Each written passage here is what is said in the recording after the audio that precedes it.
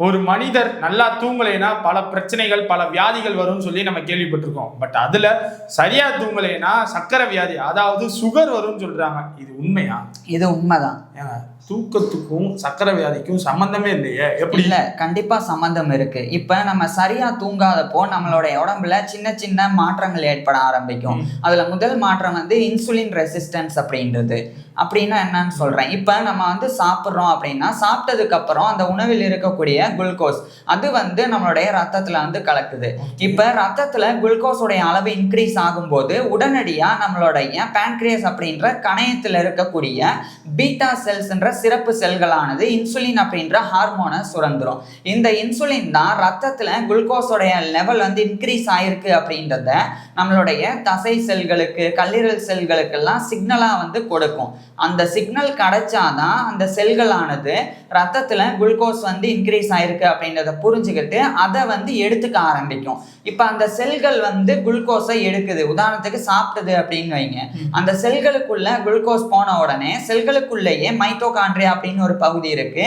அங்க அந்த குளுக்கோஸ் போயிட்டு அதுக்குள்ள ஆக்சிஜனோட சேர்ந்து வினை புரிஞ்சு அது வந்து அடினோசின் ட்ரைபாஸ்பேட் ஏடிபி அப்படின்னு மாறிடும். இது என்ன செய்யும்னா, இப்ப இது மசில் செல்ஸ்ல வந்து இது நடக்குது. நடந்த உடனே இப்போ வந்து நம்ம வந்து இந்த பேசுறது, நம்ம வந்து கையை தூக்குறது, நடக்கிறது, நம்ம இதயம் துடிக்கிறது, இதுக்கெல்லாம் இந்த ஏடிபி தான் வந்து உதவுது.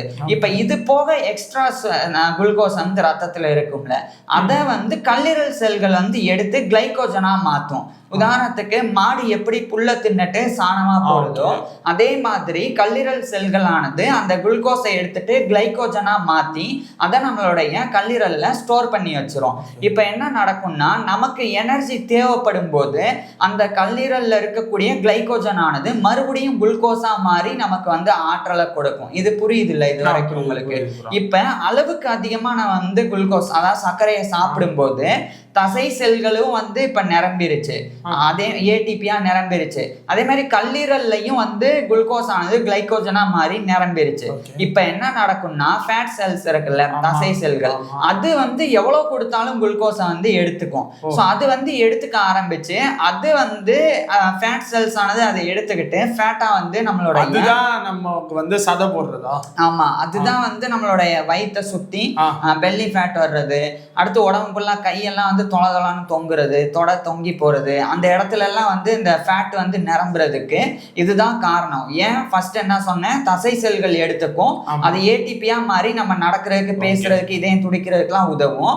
அதுக்கப்புறம் கல்லீரல் செல்கள் எடுத்துக்கும், அது வந்து கிளைகோஜனா மாத்தி வச்சுக்கும். நமக்கு ஆற்றல் தேவைப்படும் போது அந்த கிளைகோஜன் மறுபடியும் குளுக்கோஸா மாறும். இது ரெண்டுமே நிரம்புனா அதுக்கப்புறம் தான் ஃபேட் செல்ஸ் வந்து அதை எடுத்துக்கிட்டு அதை ஃபேட்டா மாத்துது. ஸோ இப்படி மாத்துறனா அதான் வந்து அடிப்போஸ் டிஷ்யூ அப்படின்னு சொல்லுவாங்க. ஸோ அது அப்படியே வந்து ஃபேட்டா மாறிடும். இதனாலதான் அதிகமா வந்து சர்க்கரை சாப்பிடக்கூடாது, இனிப்பு சாப்பிட்டா வந்து தொப்பை வரும்ன்றது காரணம் வந்து இதுதான். ஸோ இப்படி எடுத்துக்குதா, இப்ப என்ன நடக்கும்னா, அதிகமா இன்சுலின் வந்து வேலை பார்த்துட்டே இருக்கணும். அதுதான் வந்து சிக்னல் கொடுத்துட்டே இருக்கணும். இந்த மாதிரி குளுக்கோஸ் அதிகமா இருக்குன்னு ஃபர்ஸ்ட் தசை செல்லுக்கு சொல்லும். தசை செல்கள் என்ன சொல்லும், நான் அளவுக்கு அதிகமா எடுத்துக்கிட்டேன், இதுக்கு மேல நான் எடுத்துக்க மாட்டேன் அப்படின்னு சொல்லிடும். அதுக்கப்புறம் அந்த இன்சுலின் போய் கல்லீரல் செல்களுக்கு போய் சொல்லும், அதுவும் வந்து கிளைகோஜனா நான் மாத்தி வச்சுட்டேன், நிரம்பிருச்சு. அப்ப என்னுடைய நண்பன் ஃபேட் செல்ஸ் தாண்டா அப்படின்னு சொல்லி இன்சுலின் போய் நீ எடுத்துக்கிறே அப்படின்னு சொன்ன உடனே அது வந்து பஞ்சத்துல அடிபட்ட மாதிரி எவ்வளவு வேணா கொடுங்கன்னு அந்த குளுக்கோஸை எடுத்துக்கிட்டு ஃபேட்டா மாத்திக்கிட்டே இருக்கும். ஆனா இப்ப இது எல்லாமே தனித்தனியா வேலை பார்க்குது. தசை செல்கள், கல்லீரல் செல்கள், கொழுப்பு செல்கள். ஆனா எது எல்லாத்துக்கும் சிக்னல் கொடுக்குதுன்னா இன்சுலின் தான். இன்சுலின் வந்து அதிகமாக வந்து ஒர்க் பண்ணிகிட்டே இருக்கா. இப்போ நம்ம சரியாக தூங்காதப்ப என்ன நடக்கும்னா, நம்ம எப்படி டயர்ட் ஆகும், அதே மாதிரியே இந்த இன்சுலினை வந்து ஏற்றுக்கிட்டு அதை வேலை பார்க்கக்கூடிய செல்கள் அதுவும் வந்து டயர்ட் ஆயிரும். அப்போ ஃபேட் செல்ஸ் கூட அந்த இன்சுலினை வந்து எடுத்துக்காம போகக்கூடிய நிலைமை கூட வரும். அதாவது இன்சுலினுடைய சிக்னலை ஃபேட் செல்ஸ் கூட வந்து சரியாக கேட்காது. கேட்காதப்ப என்ன நடக்கும், அதெல்லாம் இந்த செல்கள் கேட்டாதான் ரத்தத்துல இருந்து அந்த குளுக்கோஸை அது எடுத்துக்கும், சர்க்கரையை வந்து எடுத்துக்கும். இப்போ இன்சுலின் சொல்றது அது கேட்கலன்னா என்ன நடக்கும்? குளுக்கோஸை வந்து அந்த செல்கள் எடுத்துக்கல அப்படின்னு அர்த்தம். எடுத்துக்கலன்னா என்ன நடக்கும்? ரத்தத்திலேயே அந்த குளுக்கோஸ் வந்து தங்க ஆரம்பிக்கும். தங்குனா அதுதான் வந்து நமக்கு சர்க்கரை வியாதி அப்படின்றது. ஸோ குளுக்கோஸ் வந்து அதாவது சர்க்கரை வந்து ரத்தத்துல அதிகமாவே இருந்தா ரத்தம் வந்து அடர்த்தி ஆயிரும். அப்ப வந்து ரத்த நாளங்களுக்குள்ள ரத்தம் போகும்போது பயங்கர ப்ரெஷரோட போக ஆரம்பிக்கும். அப்ப ரத்த நாளங்கள் இதயமெல்லாம் வீக் ஆகும், கிட்னி எல்லாம் வீக் ஆக ஆரம்பிக்கும். ஸோ இப்படிதான் வந்து டயபெட்டிஸ்னால அடுத்தடுத்து நிறைய பிரச்சனைகள் வந்து வருது. இப்ப இன்சுலின் சொல்றத இந்த செல்கள் கேட்காம மறுக்குது இல்ல, இதுதான் இன்சுலின் ரெசிஸ்டன்ட் அப்படின்றது. இது எப்ப நடக்க ஆரம்பிக்குதுன்னா அதிகமா வந்து சரியா தூங்காமலே நம்ம வந்து இருக்கும்போது இந்த பிரச்சனை வந்து முதல் பிரச்சனையா வந்து நடக்க ஆரம்பிக்கும். இப்போ நீங்க சொன்னீங்கல்ல இதெல்லாம் ஓகே, இதெல்லாம் சாப்பிடல நடக்கிற ப்ராசஸ் மாதிரி தானே இருக்கும். இதுக்கும் தூக்கத்துக்கும் எப்படி சம்பந்தம்? எப்படி சம்பந்தம்னா நான் ஏற்கனவே சொன்னேன், இப்ப நம்ம தூங்குனா நம்மளுடைய பாடி வந்து ஃப்ரெஷ் ஆகும். நம்மளுடைய மூளை வந்து நம்மளுடைய பாடியில ஏதாவது பிரச்சனை இருந்தா அதை வந்து சரி பண்ணும். உதாரணத்துக்கு கல்லீரல் வந்து டேமேஜ் ஆயிருக்கு, இன்னைக்கு காலையில இருந்து நம்ம வந்து கொழுப்பு சார்ந்த உணவு அதிகம் சாப்பிட்டுருக்கோம், கண்ணாபின்னு ஃபாஸ்ட் ஃபுட் சாப்பிட்டுருக்கோம், கல்லீரல் கொஞ்சம் டேமேஜ் ஆயிருச்சு. இப்ப நைட்டு நம்ம ஒழுங்கா வந்து டீப் ஸ்லீப்ல போகணும், நம்ம ஆழமா தூங்கணும். அப்பதான் நம்மளுடைய உடம்பு என்ன பண்ணும்னா கொஞ்சம் கொஞ்சமா அதுவே வந்து சரி பண்ண ஆரம்பிக்கும். அதுக்குன்னு ஒரு குறிப்பிட்ட நேரம் இருக்கு. நைட்டு 11 மணில இருந்து அதிகாலை 3 மணி வரைக்கும் இந்த இடைப்பட்ட நேரத்தை அக்யூட் ஸ்பேஸ் ரெக்கவரி டைம் அப்படின்னே சொல்லுவாங்க. அப்படின்னா என்னன்னா நம்மளுடைய கிட்னி, கல்லீரல் இதெல்லாம் தன்னைத்தானே சரி பண்ணிக்கக்கூடிய நேரம். இப்ப அதுக்கு அந்த நேரத்தை கொடுக்காம நம்ம முழிச்சு இருக்கும்போது மூளையினால அந்த வேலையை பண்றதுக்கு உண்டான சிக்னல் கொடுக்க முடியாது. அப்ப நம்மளுடைய கல்லீரல், கிட்னி இது எல்லாமே தன்னைத்தானே சரி ஆகாது. அப்படி ஆகாதப்போ கொஞ்சம் கொஞ்சமா கல்லீரல் வந்து வீக் ஆக ஆரம்பிக்குமா. இன்னைக்கு உங்களுக்கு கையில அடிபடுது, கையில அடிபட்ட உடனே ஒரு கட்டு போட்டு அந்த கையை நீங்க எதுக்கும் பயன்படுத்தாம மருந்து போட்டு வச்சிருந்தாதான் அது சரியாகும். மறுபடியும் அதுல அடிபட்டுட்டே இருந்தா காயம் பெருசாதான் வலிக்கதான் செய்யும். வேலை அந்த மாதிரிதான் நீங்க தூங்காம இருக்கும்போது நீங்க தொடர்ந்து லிவருக்கு வேலை கொடுக்குறீங்க, அதுக்கு அதுவே சரி பண்ண நீங்க விட மாட்டீங்க அப்படின்னு அர்த்தம். அப்படி இருந்தா அப்ப லிவர் செல்ஸ் வந்து தன்னைத்தானே சரி பண்ணிக்க பாக்குமா, நீங்க கொடுக்குற குளுக்கோஸை ஏத்துக்க பாக்குமா? சோ அங்க ஒரு குழப்பம் வருது. அதே சமயம் வேலைப்பளு அதுக்கு அதிகரிக்குதா, அதனாலதான் இன்சுலின் சொல்றத அது கேட்காம போக ஆரம்பிக்குது. இப்படிதான் ஒவ்வொரு செல்களுக்கும் வந்து ஒவ்வொரு தன்மை இருக்கு. நம்ம சரியான தூக்கம் கொடுக்கலன்னா அந்த செல்கள் வந்து தவறா வந்து ரியாக்ட் பண்ண ஆரம்பிக்கும், இன்சுலினோடைய பேச்சை கேட்காம போக ஆரம்பிக்கும். ஸோ அதுதான் இன்சுலின் ரெசிஸ்டன்ட். அப்பதான் இந்த டயபெட்டிஸ் ஆனது வருது. இப்ப ரெண்டாவது காரணம் இருக்கு. நீங்க தூங்காம இருக்கும்போது கார்டிசோல் அப்படின்ற ஸ்ட்ரெஸ் ஹார்மோன் வந்து நம்மளுடைய ரத்தத்துல வந்து கலக்கும். இந்த ஸ்ட்ரெஸ் ஹார்மோன் ஆனது இந்த கல்லீரல்ல சேமிச்சு வைக்கக்கூடிய கிளைகோஜன் இருக்குல்ல, அதை போய் ட்ரிகர் பண்ணி தூண்டி விட்டு தேவையில்லாம அதை வந்து குளுக்கோஸாவே மறுபடியும் மாற்றும். இது எவ்வளவு பெரிய பிரச்சனைன்னு உங்களுக்கு புரியுதா? அது கிளைகோஜனா இருக்கும்போது நமக்கு தேவைப்படும் போது அது குளுக்கோஸா மாறும். ஆனா நம்ம ஸ்ட்ரெஸ் ஆகும்போது வரக்கூடிய இந்த கார்டிசோல் ஹார்மோன் ஆனது கிளைகோஜனை உடைச்சி விடுது. உதாரணத்துக்கு ஒரு பெரிய பெட்ரோல் டேங்க் இருக்குன்னு வச்சுக்கோம், அதுல இருந்து நமக்கு தேவைப்படும் போது பெட்ரோல் எடுத்துக்கிறோம். இப்ப தேவையே படாதப்போ அந்த பெட்ரோல் டேங்கை உடைச்சி விட்டு பெட்ரோலை வந்து லீக் ஆக விட்டா அது எவ்வளவு பெரிய பாதிப்பு. அந்த மாதிரிதான் தேவையில்லாதப்போ கார்டிசோல் போய் கிளைகோஜனை வந்து குளுக்கோஸா மாத்தி ரத்தத்துல கலந்து. அப்போ ஸ்ட்ரெஸ்ஸுக்கும் சுகருக்குமே சம்பந்தம் இருக்கு. சோ இதுதான் வந்து இப்படி நடந்த உடனே என்ன நடக்கும், சுகர் வந்து ரத்தத்துல அதிகரிக்க ஆரம்பிச்சிடும். இது ஏன் நடக்குது அப்படின்றத சொல்றேன். அதாவது தூங்கலன்னா ஏன் ஸ்ட்ரெஸ் ஹார்மோன் வருது? இப்ப மன அழுத்தம் வந்தா ஸ்ட்ரெஸ் ஹார்மோன் வந்து சுரக்கலாம். ஏதாவது ஒரு பெரிய பிரச்சனை, ஏதாச்சும் ஒரு ப்ராப்ளம் இருக்கு, இல்ல ஏதாச்சும் ஒரு சண்டையோ ஏதாச்சும்னா ஸ்ட்ரெஸ் வரலாம். தூங்காம இருந்தா எப்படி ஸ்ட்ரெஸ் வரும்? எப்படி வரும்னா நம்மளுடைய ஆதி காலத்துல இருந்து இது வந்து எவல்யூஷனரி அடாப்டேஷன். அதாவது அந்த காலத்துல இருந்த ஆதி மனிதர்கள் வந்து சரியா வாழ்றதுக்கு ஏத்த வீடு இருக்காது. அவங்க வந்து காட்டுலதான் தூங்குவாங்க, ஏதாவது ஒரு மரக்கிளைக்கு மேல ஏறி தூங்குவாங்க, இல்லைன்னா ஒரு புதருக்குள்ளேயோ அல்லது மரப்பொந்துலயோ தூங்குவாங்க. ஆனா அவங்க முழுசா தூங்க மாட்டாங்க. திடீர்னு ஏதாவது ஒரு சின்ன சத்தம் கேட்டாலும் அவங்க எந்திரிச்சிருவாங்க. புலி உருமுறதோ அல்லது பாம்பு வந்து சத்தம் போடுறதோ இந்த மாதிரி கிடைச்சா டக்குன்னு எந்திரிச்சிருவாங்க. எந்திரிக்கும் போது அவங்க வந்து பதற்றப்படுவாங்க. ஏன்னா இங்கதான் எங்கேயோ ஏதோ ஒண்ணு இருக்கு. அப்ப மூளையில இருக்கக்கூடிய அமிக்டாலா அப்படின்ற பகுதி அலற ஆரம்பிச்சு அட்ரினலின், கார்டிசோல் மாதிரியான ஹார்மோன்ஸை சுரந்துரும். ஏன் சுரக்கும்னு சொல்றேன். கார்டிசோல் வந்து என்ன செய்யுது, கிளைகோஜனை உடைச்சு குளுக்கோஸா மாத்துது. குளுக்கோஸ் நம்மளுடைய ரத்தத்துல இருந்தா அது ஒரு எனர்ஜி தான். அதை வந்து நம்ம பயன்படுத்திட்டோம் எடுத்துக்கிட்டோம்னா அது நமக்கு எனர்ஜியா வந்து பயனாயிரும்ல. சோ இப்ப நமக்கு முன்னாடி ஒரு புலி வந்தா நம்ம ஓடணும், இல்லைன்னா அதை எதிர்த்து சண்டை போடணும். அதுக்கு நமக்கு எனர்ஜி தேவை. அதுக்குதான் மூளை வந்து கார்டிசோல் அப்படின்ற ஹார்மோனை சுரந்து அந்த ஹார்மோன் போய் நம்மளுடைய கல்லீரல்ல இருக்கக்கூடிய கிளைகோஜனை உடைச்சு அதை குளுக்கோஸா வந்து மாத்துது. அந்த குளுக்கோஸ் தான் நம்ம சண்டை போடுறதுக்கோ ஓடுறதுக்கோ வந்து உதவியா இருக்கு. இப்ப காட்டுல அந்த காலத்துல இது நடக்கும்போது டயபெட்டிஸ் வராது.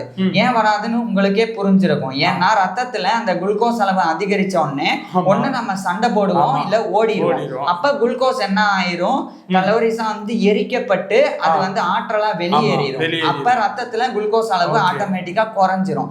ஆனா நம்ம நைட்டு தூங்காதப்போ மூளை வந்து இதான் எவல்யூஷனரி அடாப்டேஷன் அப்படின்னு சொன்னேன்.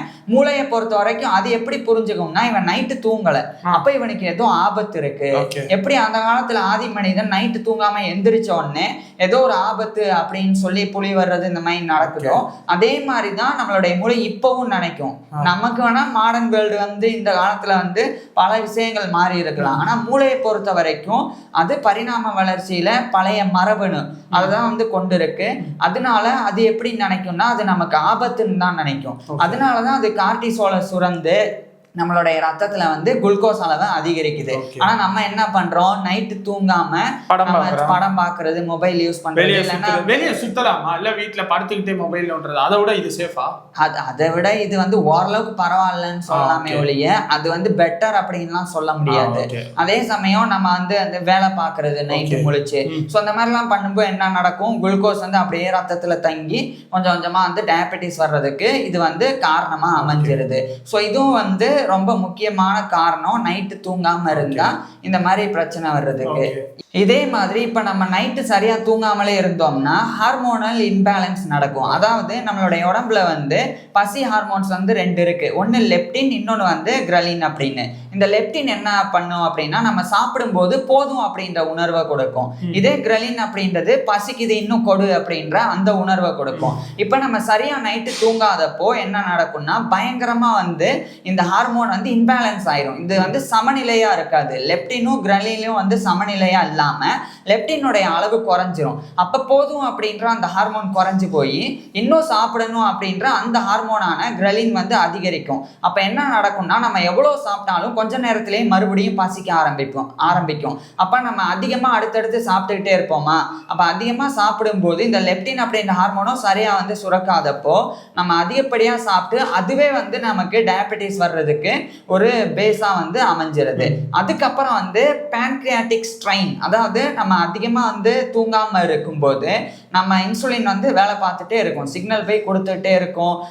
இந்த இன்சுலின் எங்க இருந்து வருது, கணையம் அந்த பேன்கிரியஸ்ல இருந்து தான் வருது. ஓரளவுக்கு மேல அதுல இருந்து இன்சுலின் வந்துகிட்டே இருந்தா அதுவும் வந்து பயங்கரமா டயர்ட் ஆயிரும், கணையமும் வந்து ஸ்ட்ரெயின் ஆயிரும். அப்ப என்ன பண்ணும், அதுவே வந்து இன்சுலினை சுரக்கிறத கம்மி பண்ண ஆரம்பிச்சிடும். அப்ப நீங்க சாப்பிட்ட சாப்பாட்டுல இருக்கக்கூடிய அந்த குளுக்கோஸை சிக்னல், இன்சுலினுடைய சிக்னல் வந்தாதான் அதை வந்து நம்மளுடைய செல்கள் வந்து மாற்றும், அந்த ரத்தத்துல இருந்து அதை வந்து எடுக்கவே செய்யும். இப்போ இன்சுலினுடைய அளவே கம்மியாகுது அல்லது சுரக்காம போகுதுன்னா அப்ப என்ன நடக்கும், சிக்னல் கிடைச்சாதானே செல்கள் போய் குளுக்கோஸை எடுக்கும். சிக்னலே கிடைக்கல, அப்ப குளுக்கோஸ் எடுக்கப்படுமா, எடுக்கப்படாது. அப்பவும் ரத்தத்துல சர்க்கரையுடைய அளவு வந்து அதிகரிக்கத்தான் செய்யும். ஸோ இது ஒண்ணு. கடைசியா என்னன்னா ரொம்ப முக்கியமானது வந்து நம்மளுடைய சர்க்கேடியன் ரிதம் அப்படின்னு ஒரு பயாலஜிக்கல் கிளாக் இருக்கு நம்மளுடைய உடம்புலயே. அது வந்து டிஸ்ட்ராக்ட் ஆகுறது. இந்த பயாலஜிக்கல் கிளாக்னா என்னன்னா, இப்ப அந்த காலத்துல இருந்து இந்த காலம் வரைக்கும் காலையில வேலை பார்க்கணும், நைட்டு நேரத்துல வந்து தூங்கணும். அப்ப வெளிச்சம் இருக்கும்போது வேலை பார்க்கணும், இருட்டுல வந்து தூங்கணும், செட் ஆயிருச்சு. இப்ப நம்ம நைட்டு தூங்காதப்போ இந்த சர்க்கேடியன் ரிதமே வந்து பாதிக்கப்படும். மூளை என்ன இவன் தூங்க மாட்டான் அப்படின்னு அந்த ஸ்ட்ரெஸ் ஹார்மோனை சுரக்கிறது மட்டும் இல்லாம தவறான பல சிக்னல்ஸை வந்து கொடுக்க ஆரம்பிக்கும். அப்ப நம்மளுடைய உடம்புல மெட்டபாலிசம் அப்படின்ற வளர்சிதை மாற்றமானது கொஞ்சம் கொஞ்சமா வந்து பாதிக்கப்படும். அது பாதிக்கப்படுறனாலையும் நம்மளுடைய ரத்தத்துல சர்க்கரையின் அளவு குறையாம போய் கொஞ்சம் கொஞ்சமா இந்த ஒபிசிட்டி வர்றது, வெயிட் கெயின் ஆகுறது, இதன் மூலமாவே டைப் 2 டயபெட்டிஸ் வந்து வந்துடும். ஸோ இதெல்லாம் தான் வந்து நம்ம தூங்காம இருந்தா சர்க்கரை நோய் வர்றதுக்கு காரணமா இருக்குது. ஸோ இதுதான் வந்து தூக்கத்துக்கும் சர்க்கரை நோய்க்கும் இருக்கக்கூடிய தொடர்பு. மொத்தத்துல கடைசியா சொல்லணும்னா நைட்டு தூங்குங்க, போனை யூஸ் பண்ணாங்க. இதை பண்ணாம இருந்தாலே பல விஷயங்கள்ல இருந்து நம்ம தப்பிச்சிடலாம். அதுக்கு ஒரு இதுதான் சுகர். ஸோ அதுல இருந்து வெளியே வந்துடலாம். அடுத்து உங்களுக்கு ஏதாச்சும் டவுட் இருக்கும்ல, அதை கீழே கமெண்ட்ல போடுங்க. ஏப்பா இந்த கொஸ்டின்ஸ்க்கு அவருக்கு ஆன்சர் பண்ணலைன்னா அதுக்கு நம்ம தனியாவே ஒரு வீடியோ போடுவோம். அடுத்த வீடியோல வந்து பார்க்குறோம். தேங்க்யூ.